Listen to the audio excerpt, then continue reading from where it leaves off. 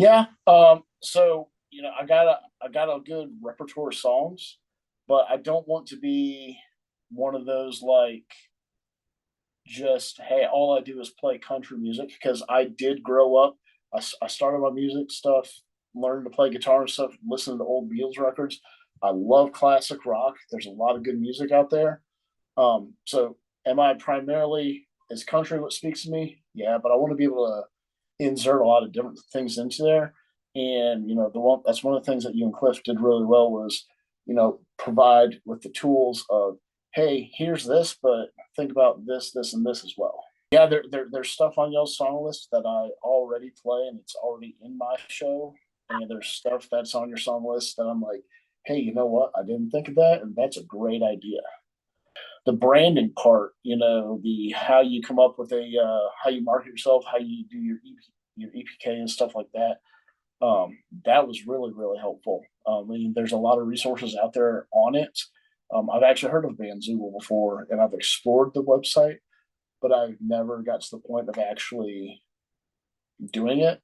So being able to kind of see how you guys have yours set up and the steps you guys go through to do your stuff is extremely helpful. Did you make some good actionable goals for yourself for the next weeks and coming months? Oh yeah, definitely. I was already, like I said, building my own song list and show of how I want things to go. I have found that I want to be able to offer a variety of things. Full band may not always be applicable or the way to go.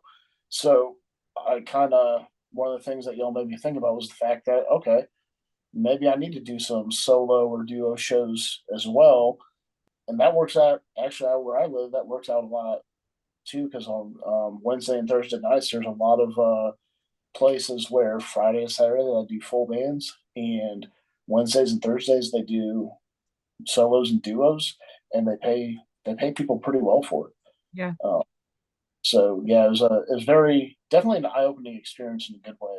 Yeah, I am setting goals with my day job. It kind of makes it hard to execute them as quickly as I would like to, but my Let's talk goal. about that. Let's talk about that. At least you have, I know a lot of people are trying to think about how do I do music full time, or everybody's situation is different.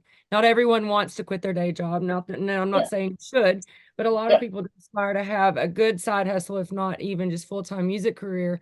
Does it feel a little bit more manageable just to have a clear blueprint from what we it talked about? does. Yeah. It does. So side note, so my day job is I'm in military recruiting, and it does take a lot of time. There are days where I leave the house at 7:30 in the morning, and I don't get home till probably 8 or 9 o'clock at night.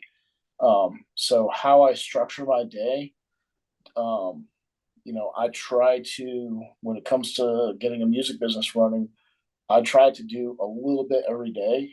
Um, Right.